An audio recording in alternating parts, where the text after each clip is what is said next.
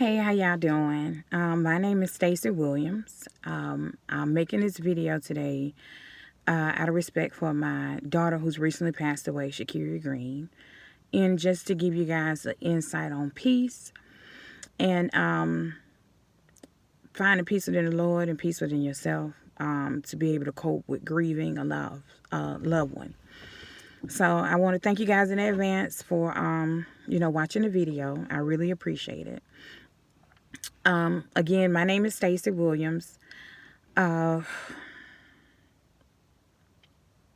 I'm here today through the grace of God and Him alone. When I tell you, nobody can fix it. When you lose somebody you love, nobody can fix it but Him.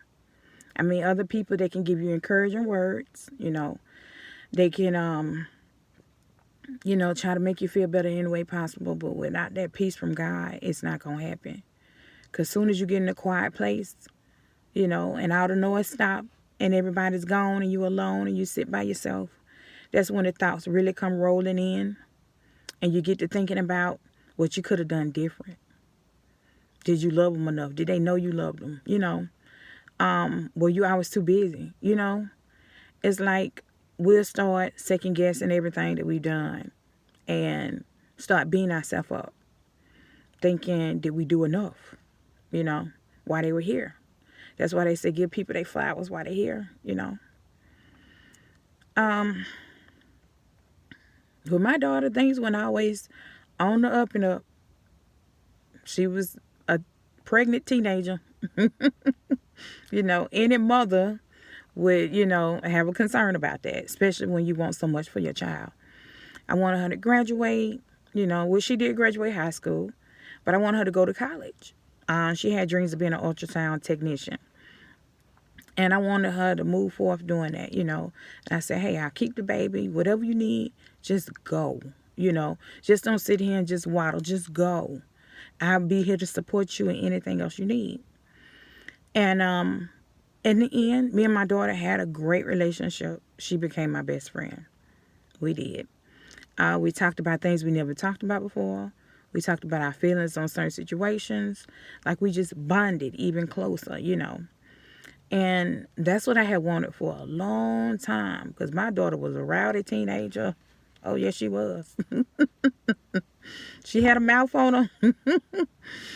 Any mother who raising a teenage girl, no, they ain't all peaches and cream, okay? It's going to be some ups and downs, a lot of stuff that go on. But I thank God in the end, I had that relationship and that bond I wanted with her since forever, And I just thank God for that.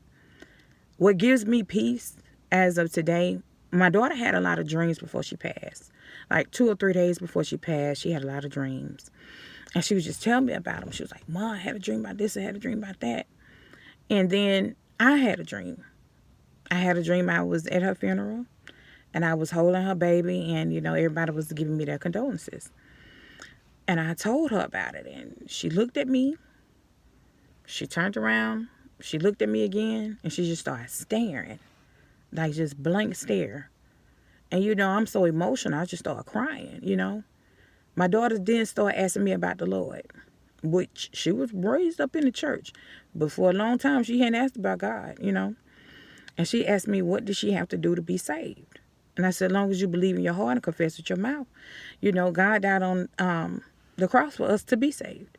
That's as simple as that. And nothing else you have to do. Ask for forgiveness and you will be washed clean, brand new. And just telling her about, the Lord and stuff. And it gave me a sense of peace. Because I know my daughter was saved before she left this earth. She was saved. She was. God took her. And He gave me peace in the process of letting me know He was going to take her. Now, this wasn't no a surprise. After my daughter had her baby, she had a lot of complications from a C-section and an infection. She fought hard a long time. She fought and she suffered. She was always in pain. No pain medication could help her. Nothing. Nothing she could do could make her comfortable. She couldn't sleep. She couldn't eat. It was just torment to her, you know. And it hurted me to see her like that. She wasn't herself no more.